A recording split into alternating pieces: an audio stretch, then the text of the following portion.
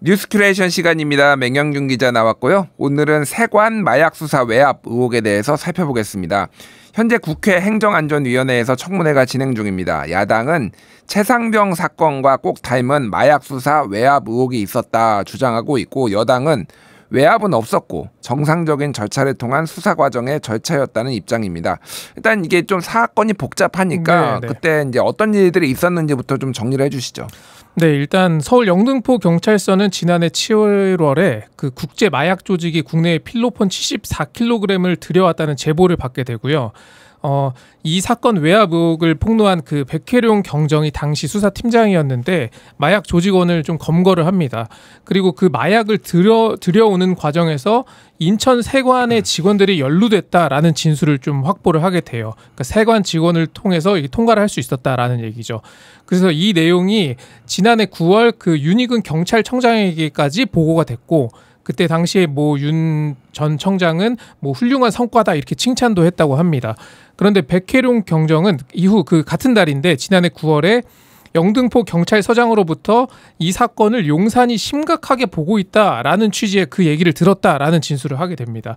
여기서 이제 주장은 엇갈리는데 당시 서장은 그런 말 한 적은 없다라는 입장입니다. 그렇군요. 이게 필로폰 74kg이 어느 정도냐 했더니 2,200억 원어치이고 246만 명이 투약을 할 수 있는 양이다. 그래서 우리나라에서 필로폰으로 치면은 역대 두 번째로 큰 규모라고 하니까 이제 정부에서는 마약과의 전쟁을 선포한 상황이었고, 그러니까 이제 경찰에서는 굉장히 좋은 쾌거죠, 일종의 이제 그 성과를 낸 것이고, 말레이시아 조직원이 인천 세관 직원의 도움을 받아서 들어왔다라고 얘기를 하니 이제 그거를 이제 수사를 해야 될 필요성은 이제 백혜룡 경정이 주장을 했다, 이런 내용인데, 자, 이제 어쨌든 말씀하셨다시피 용산이 심각하게 보고 있다라는 얘기를 들었다라고 백혜룡 경정은 주장하고 있고, 그 다음에 언론 브리핑이 연기되고 그 이후에 사건이 영등포 경찰서에서 이제 다른 쪽으로 사건이 이첩까지 됐어요.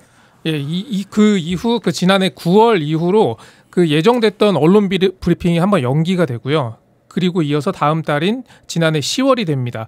여기서 이제 보도자료 논란이 하나가 나오는데, 보도자료에서 내용 삭제를 요구하는 목소리들이 나오기 시작한 거예요. 그래서 세관과 관련된 부분을 삭제해달라 이런 요구들이 들어왔고, 결국 그 내용이 축소된 채로 보도자료가 나오게 됩니다. 그리고 여기서 또 등장하는 인물이 조병로 경무관, 서울청 생활안전부장이었는데, 근데 이 인물이 그 도이치모터스 2차 주포로 알려진 그 멋쟁 해병 카톡방 이종호 씨와 관련이 있다라는 의혹이 또 제기가 됐고요.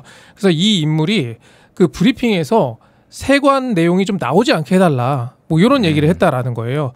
그리고 말씀하신 것처럼 서울경찰청은 영등포 경찰서에서 이 사건을 이첩하려고 합니다. 그리고 언론 브리핑이 있었고, 이후 서울청은 다시 영등포서가 이 사건을 수사하라 이런 지시를 또 내리게 되는 거죠. 그렇군요. 이제 이 과정에서 수사 외압이 있었다는 주장, 그리고 이게 하나가 있고, 외압은 의혹이고 증거도 없고 정상적인 절차였다는 주장이 이제 맞서게 되는데요. 일단 그 백혜룡 경정이 이제 용산에서 심각하게 보고 있다라는 말을 영등포 경찰서장으로부터 들었다라는 거는 이제 본인의 주장인 거잖아요. 그렇습니다. 근데 어쨌든 지금 이제 이 백혜룡 경정 같은 경우에는 좌천을 했고, 그리고 그렇게 외압을 행사한 것으로 의심되는 사람은 승진을 하거나 소위 말해서 영전을 했다, 이런 얘기들이 지금 나오고 있는 거죠. 그러니까 방금 말씀드린 그 조병로 경무관은 경기 수원 남부서장으로 이동을 하고, 또 경찰청에서 감찰을 벌여서 그 인사혁신처 중앙징계위원회에 회부했지만 인사혁신처는 불문 처분을 합니다. 그러니까 징계를 안 받은 거죠. 이게 상당히 좀 이례적인 일이다라는 얘기가 있고요. 또 당시 영등포 서장은 현재 이제 대통령실 자치행정비서관실의 행정관으로 또 자리를 옮기게 됩니다. 또 보도자료 그 세관 관련 삭제를 요구한 서울청 형사과장은 현재 영등포 경찰서장이 됐고요. 반면 수사팀장이었던 백혜룡 경정은 강서경찰서 화곡지구대로 발령이 나게 됩니다. 화곡지구대면 이제 옛날에는 이제 파출소라고 보통 얘기를 했는데, 여기는 이제 경위급이 보통 파출소장을 하는 거고, 경정이 가는 일은 흔치 않은데 이제 굉장히 징계를 받았다 이런 식으로 좀 추정이 될 수가 있고, 예전에는 이제 청와대, 지금은 용산에 이제 경찰이나 다른 공무원도 마찬가지지만은 경찰이 들어갈 경우에는 상당히 이제 승진 코스다. 그렇습니다. 그래서 서로 이제 원하는 자리인데 경찰 경찰서장이 갔다. 이제 외압을 행사한 것으로 의심되는 경찰서장이 갔다. 그러니까 특혜를 받았다. 뭐 이런 식으로 좀 유추할 여지가 있는 것 같습니다. 또 어쨌든 외압이냐 우연이냐 논란은 지금 남은 것 같고 오늘 청문회에서는 용산 개입이 있었는지 없었는지 여부를 이제 좀 핵심적으로 다룬 것 같아요. 용산 개입설은 지금 어느 정도 밝혀진 건가요? 그러면? 그러니까 주장은 기존처럼 엇갈렸고 뭐 새로운 증거가 나오진 않았어요. 근데 야권 위원들이 이제 김찬수 현 대통령실 행정관 전 영등포 경찰서장에게 질문을 했습니다. 그러니까 백경정은 들었다고 하는데 용산이란 말을 한 적이 있는지 물었어요. 그러니까 돌아온 답변은 사실 무근이다. 심지어 황당하다라는 반응까지 내놨고요. 반면 이제 백혜룡 경정은 본인의 영달을 위해서 동료를 배신했다라는 표현을 썼어요. 왜냐하면은 그 팀을 꾸린 것도 당시 영등포 경찰서장의 지시로 꾸려진 거고 또 수사에 대해서 전폭적인 지지를 했던 인물이 갑자기 왜 태도를 바꾼 것인지 이해가 되지 않는다. 뭐 이런 얘기를 한 거였어요.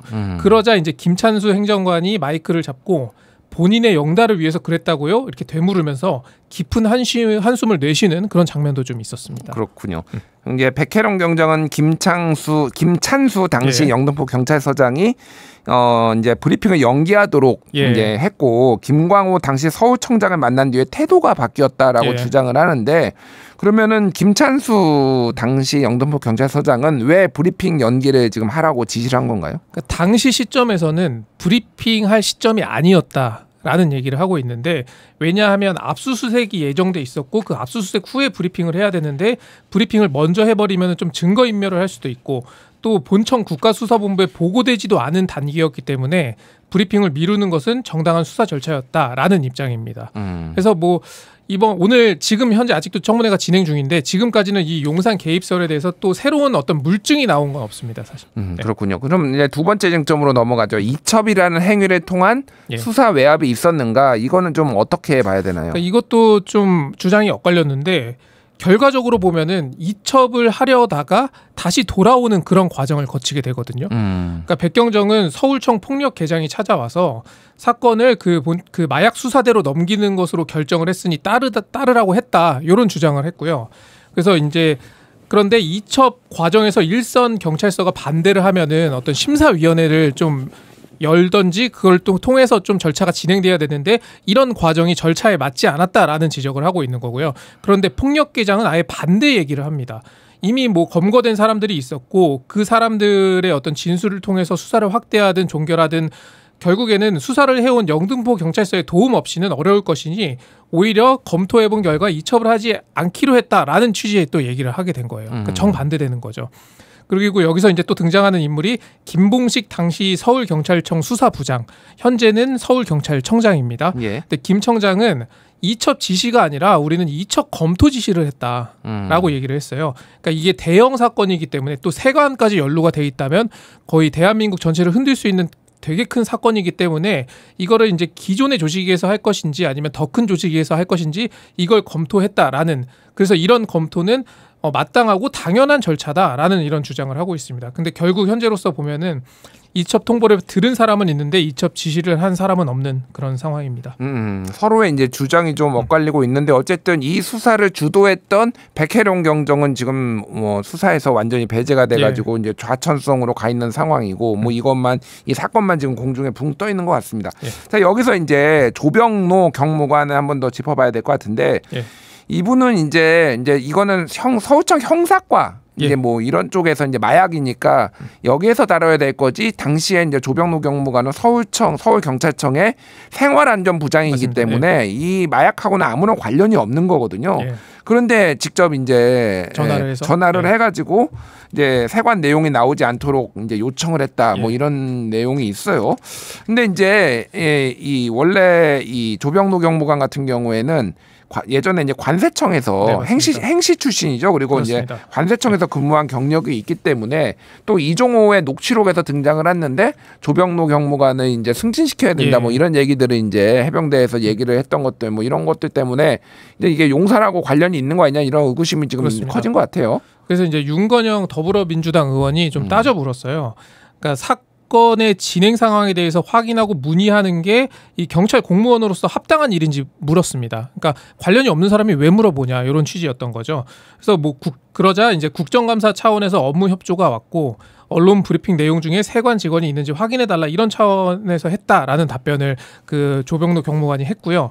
그러자 이제 윤건영 의원이 조지호 경찰청장에게 다시 물었어요. 그러니까 국감을 핑계로 이렇게 묻는 게 청탁금지법 위반 아니냐 이렇게 물으니까 조 청장은 위반이다라고 답을 했고요. 또 그 윤건영 의원이 사건 외압을 떠나서 경찰 고급 간부가 이런 사건 진행 과정에 대해서 기관에 확인하고 문의하는 게 그리고 거기에 대해서 아무런 죄의식이 없다고 하는 게 심각한 상황이 아니냐.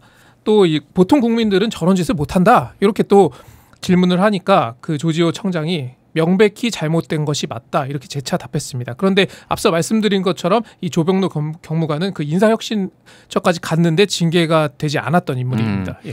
그러니까 여기서 좀 뭐 최소한 압축을 해보자면은 예. 이제 최상병 사망 외압 사건과 어떤 것들이 공통점이 닮은 꼴인지를 좀 정리를 한번 해봐야 될 것 같은데 일단은 정부에서 이제 둘 다 강력하게 이제 엄정하게 하라라고 했던 거죠. 마약과의 전쟁도 그렇고 그렇습니다. 그리고 이제 최상병 사망 사건도 대통령이 한전 우혹 없이 하라 이런 공통점이 있었는데 갑자기 이제 용산이 등장을 해서 한쪽에서는 대통령이 경로를 했다라는 게 나오고 한쪽에서는 심각하게 보고 있다. 예. 갑자기 이제 용산이 등장했다라는 게 두 번째 공통점이고 세 번째는 둘 다 언론 브리핑이 축소가 되거나 취소가 되거나 뭐 이런 맞습니다. 이제 공통점이 있는 것 같고요. 네 번째는 지휘 계통에 있지 않은 사람들이 갑자기 전화를 한다든지 이제 조병로 경무관도 그렇고 뭐 최상병 사건 외압 의혹도 뭐 이제 관련이 없는 사람들끼리 뭐 전화를 한다라든지 뭐 이를테면은 뭐 부속실장이 용산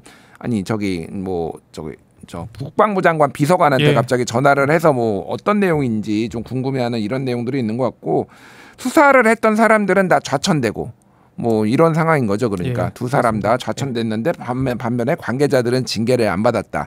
뭐 이런 이제 공통점이 있어서 이거를 지금 야당에서는 상당히 이제 지켜보고 있는 것 같습니다. 그래서 이게는 아직도 아마 계속 이제 소위 말해서 이제 굴러갈 사안인 것 같은데 앞으로도 좀 나오면은 저희가 자세히 보도하도록 하겠습니다. 뉴스큐레이션 여기까지입니다. 맹영균 기자 수고하셨습니다. 예, 고맙습니다.